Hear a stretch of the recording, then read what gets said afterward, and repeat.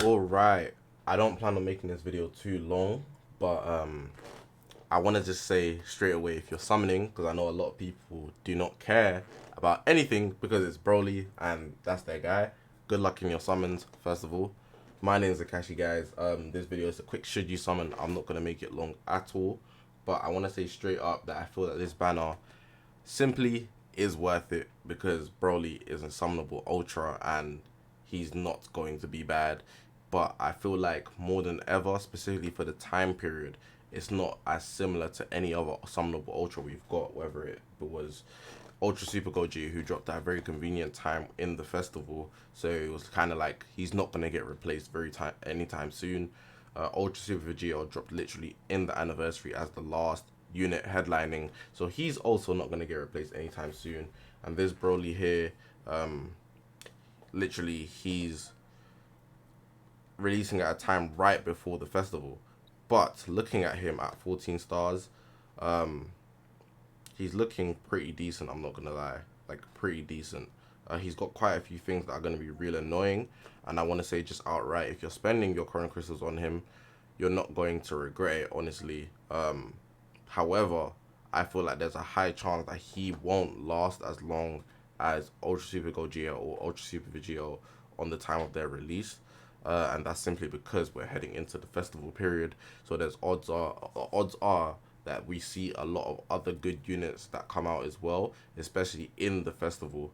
So his reign might not feel as heavy as when Ultra Super Gogeta and Ultra Super Vegeta released, and that make you feel like, oh, he's not as good. Da, da, da, da, da. But definitely, I don't want it to be portrayed that he isn't as good. Simply, I'm just trying to say the odds are there are it's very likely that we're going to get more good characters heading into the festival. It's kind of like the period where what you call it, the power scaling in the game changes. The power creep starts to happen at the end of the year because that's when they want to drop the most hyped units. It seems it's supposed to be the anniversary, but well, it should be the anniversary in my opinion rather, but it seems like they do it more in the festival than anything. So just looking at a few things in his kit, blue card has blast armor, um, which is really cool by the way. He gets damage inflicted from it as well. The green card you can see here charges his his gauge. No switching. That's really valuable. Overall great. Um, they said he can get a feint, and I think that should be here. Yeah, that made sense because it's not going to be in his unique abilities. He has a 30% chance to inflict the feint on hit, which is actually quite annoying. If you use the ultimate in a way where you don't want to actually just kill, that's cool. The main ability is all fire. His kit is actually just good.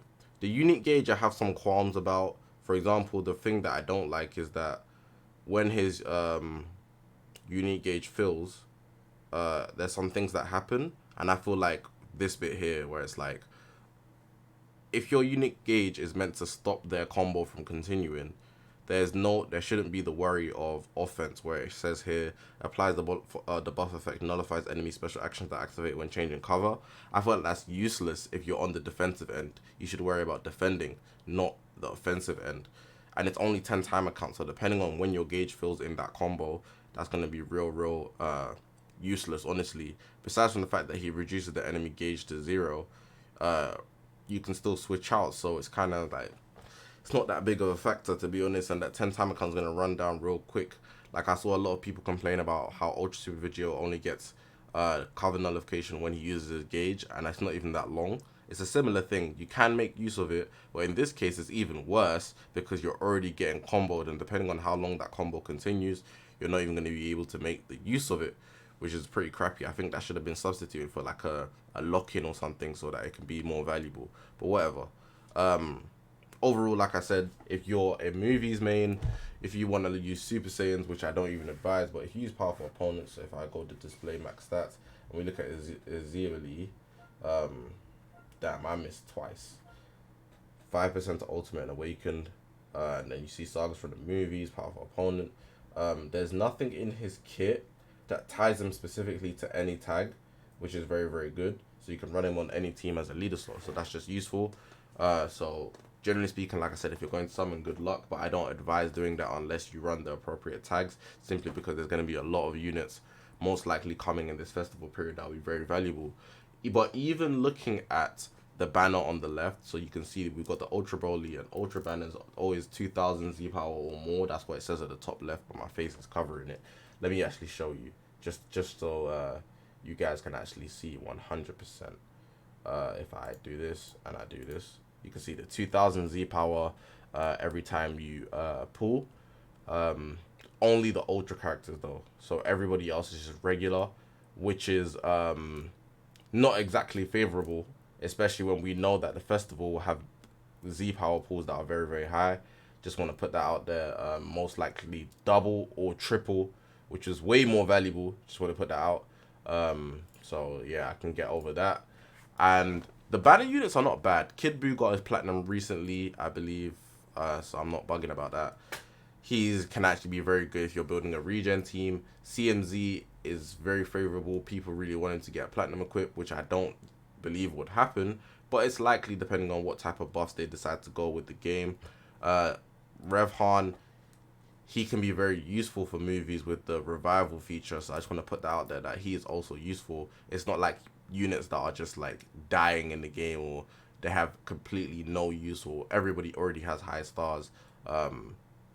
It's a decent banner overall, and I see the worth in it, honestly.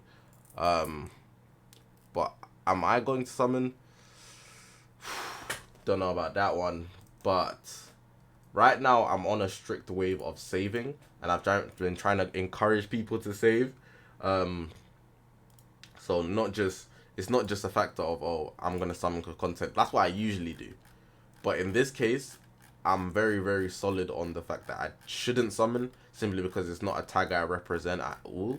I'm not like, Broly's cool. He does look real cool. We've seen the trailers. Everybody knows he looks fire. But it's just a thing where I don't think it's worth it for me. That's just how I personally feel about it. Because I won't use him after the boost, I feel like. And I'm not aiming to get him high stars. If I pull him once, that's cool, but that's a 5-star unit. After the boost, it's not gonna scale up too well, is it? That's how most ultras are. We've seen Kyle Ken's immaculate fall off. Ultra Super Goji at 5 stars isn't the best, but can be used. Ultra Super Vegeta, we're seeing his after effects like literally happen as we speak, so it shouldn't be any different for Broly. Just to want to put it out there. And just to end the video, on Twitter over here, I have this thing where I'm actually counting my chrono crystals every single day. So yesterday was day 10 from the day I'm recording this. Yesterday was day 11 from the day I'm recording this. I had about 10,000 chrono crystals or something. Day 10 here, I have 9,000. I just haven't posted day 10. And I'm doing it every single day. So yeah, saving until Beast Gohan drops. But even if Beast Gohan don't drop for the festival, which he really should, like, let's be honest, there's no way he doesn't drop. There's no way. I'll probably be summoning at the festival anyways, but it's just the idea of saving our chrono crystals because we're very close to the festival period. The festival period, the run up for it, so the login bonuses and whatnot should start in October, maybe mid-October, through the end of October. Then basically we get into festival really properly in November. But yeah, that's pretty much everything I got to say. Just a quick shoot. It wasn't quick. I started rambling a lot because Broly, there's bits to say about him, and I'm also forget. I'm gonna make the video long. Also just coming across the thoughts of the possibility that we don't get Beast Gohan for the festival. Now I feel like that's very unlikely, but I want to put it out there that if they've dropped so many movies characters back to back, they've literally gave us a free-to-play Cooler, LF Cooler, this Broly. These are like meta-changing units back to back, not the free-to-play Cooler. I tried to gas him up. Don't know what I was doing there. They Zenkai the green absorption Goku. They did a lot of things for movies, basically. That's what I'm trying to say. If they're doing all of that, are they really going to drop another festival with making it movies? I don't know. I'm just putting it out there that there could be something else under our noses for the festival, and that's going to change up the meta rather than having movies just get stacked to oblivion. But let me know what you guys think about that. Appreciate you guys for watching, man. Good luck if you're summoning. Like I said, I shouldn't be. things happen. My name's Zakashi, guys. I'll see you guys in the next one, man.